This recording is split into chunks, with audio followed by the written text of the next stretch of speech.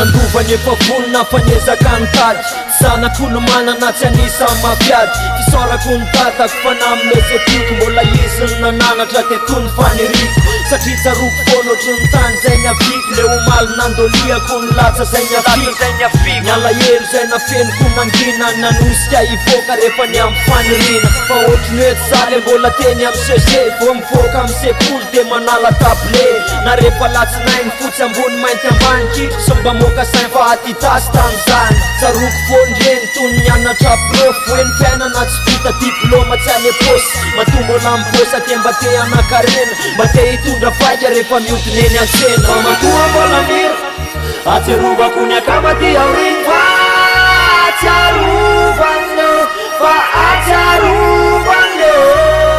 Satria manam-pahendrena fa mba mezaka notony Hatramizao mbola laviriko ny toka sorongony Namako misotro ny sasany eo mifoka Fa tsy miditra ho ambava toy na tsy aza okotoka Beny teo ny ala normara tsy mikitika Tsy rara iny saiko na de bezao ny vanitika Fiainako efa lasa fahatsiarovana mitoetra Fahatsiarovana ny lany aranotaingina kalesa Fahatsiarovana ny lany arangitrika taloha Le misiko eo atanana vo maraina vo mifo Olo ty andao ibose Ala mafa efa hoave Frony efa amin'io andeha angalatra goave Tsaroko foandreny sika niaraka nanorona Ny akamako mpanjony pilomany teny amorona Tsy haiko ny anadiny ka misaotra PDP Asivy sara matsiaro mba ho ataoko PDP Fa matoa mbola mira